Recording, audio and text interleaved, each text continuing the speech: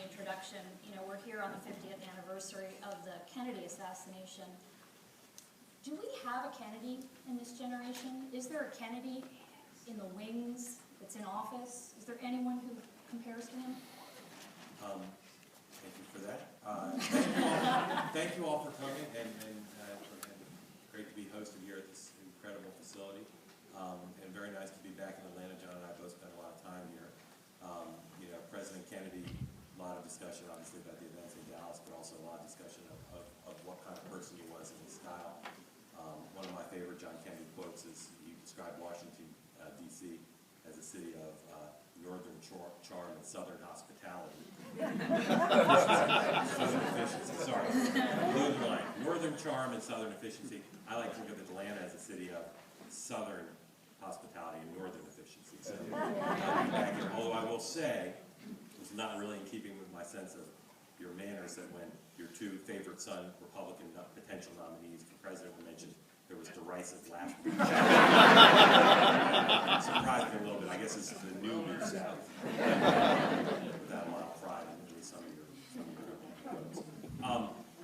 I think that you know, there's lots of discussion also around the anniversary about the mythology around President Kennedy, and I'm always struck, and I'm sure some of you haven't been watching television the last few days, by his manner and how articulate he was in talking about public policy in an extraordinarily accessible way. I think that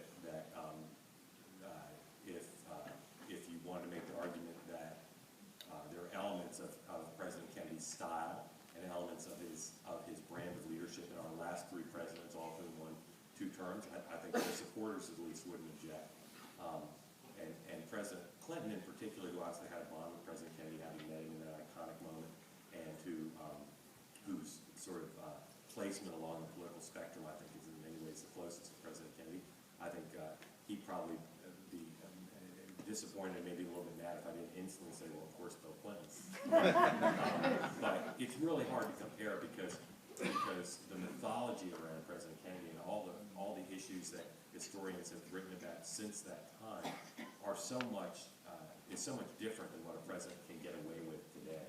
That I don't think it's in one sense a false premise to say, is anybody like him? Because in fact, yeah, they're actually more like him than at the time. But the myth, and I wasn't just talking about President Clinton. The mythology is just so strong that even though we know all these new facts, we still are drawn back to it. Reinforced again by the television clips, which are just so striking. Just drawn back to the strengths of it. And it also was, I'll just say finally, just such a different time. It is now, President Kennedy had extraordinary support from within his own party, but also independents and a lot of Republicans. And even if you didn't agree with him politically, there were plenty of Republican business people, for instance, who felt on a lot of issues he'd done a good job, and he made people feel, as did the First Lady, made people feel good about the country. It's so hard in partisan times in which we live in polarization for any president of one party to make many people, or any people in some cases, of the other party feel good about the country,